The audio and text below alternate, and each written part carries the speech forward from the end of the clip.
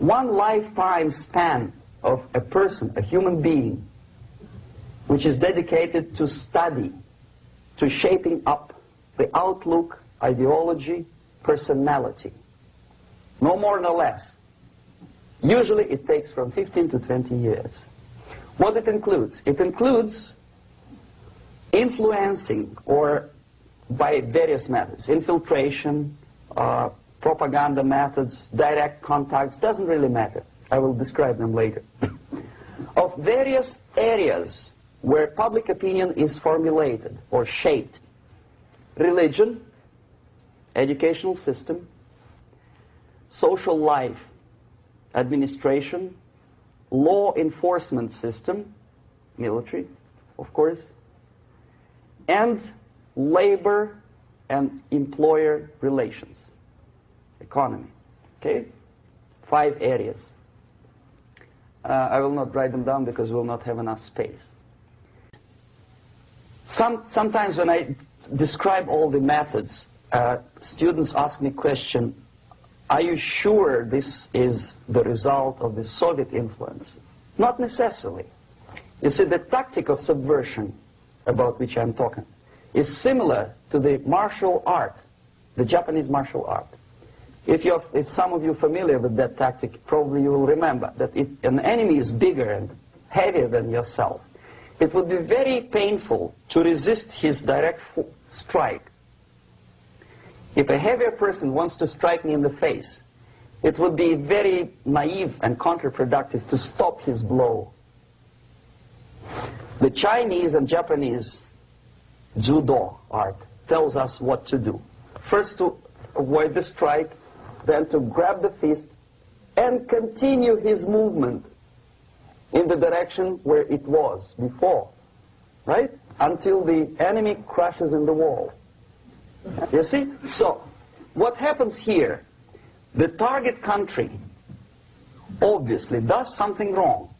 If it's a free democratic society, there are many different movements within the society. There obviously, in every society, there are people who are against this society. They may be simple criminals, ideologically in disagreement with the state policy, conscientious enemies, simply psychotic personalities who are against anything. Right? And finally, there are a small group of agents of a foreign nation, bought, subverted, recruited. Right? The moment all these movements will be directed in one direction, right? This is the time to catch that movement and to continue it until the movement forces the whole society into collapse, into crisis, right? So that's exactly the martial art tactic. We don't stop an enemy. We let him go. We help him to go in the direction we want them to go. Okay? So, on the stage of demoralization, obviously there are tendencies in each society, in each country, which are going to opposite direction from the basic moral values and principles. To take advantage of these movements, to capitalize on them, is the main purpose of the originator of subversion. So we have religion, we have education, we have social life, we have power structure, we have labor relations, unions, and finally we have law and order. 1, 2, 3, 4, 5, 6. Okay? These are the areas of application of subversion. What it means exactly? In case of religion, destroy it, ridicule it, replace it with various sects, cults, which bring people's attention, faith, whether it is naive, primitive, doesn't really matter. As long as the basically accepted religious dogma is being slowly eroded and taken away from the supreme purpose of religion, to keep people in touch with the supreme being, that serves the purpose. Therefore, replace it, accepted, respected religious organizations with fake organizations. Distract people's attention from the real faith and attract them to various different faiths. Education. distract them from learning something which is constructive, pragmatic, efficient.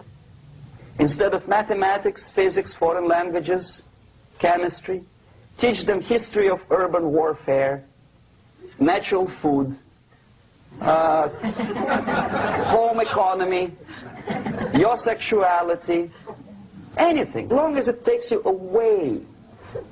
Okay? Social life. Replace traditionally established institutions and organizations with fake organizations. Take away the initiative from people. Take away the responsibility from naturally established links between individuals, group of individuals, and society at large, and replace them with artificially, bureaucratically controlled bodies. Instead of social life and friendship between neighbors, establish social workers institutions. People who are on payroll of whom? Society? No. Bureaucracy. The main concern of social workers is not your family, not you, not social relations between groups of people. The main concern is to get the paycheck from the government.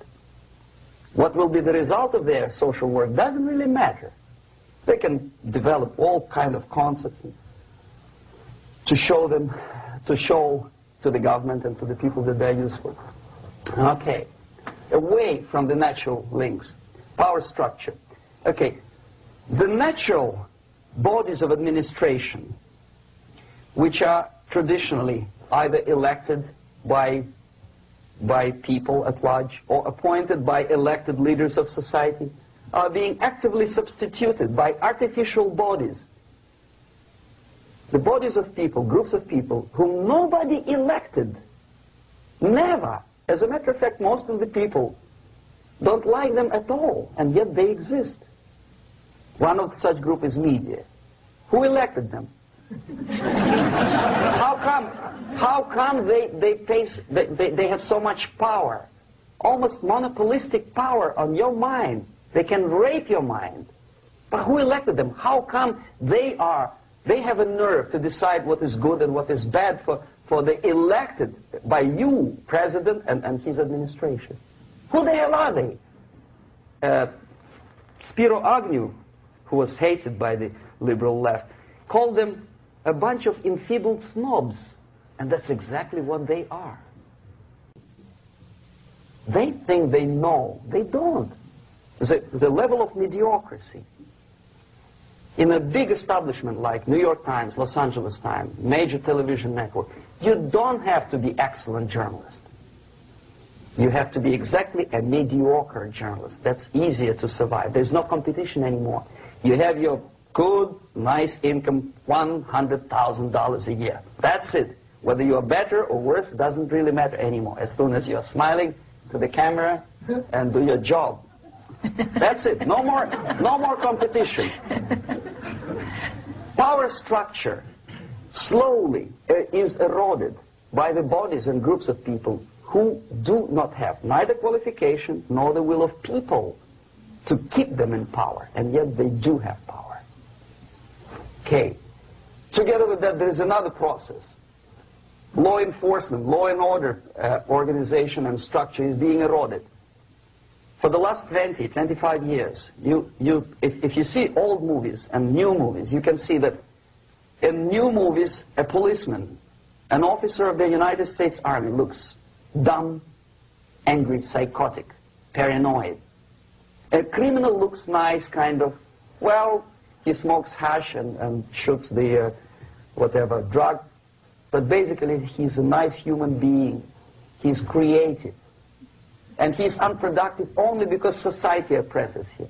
Whereby a general of Pentagon is always, by definition, a dumb, a war maniac.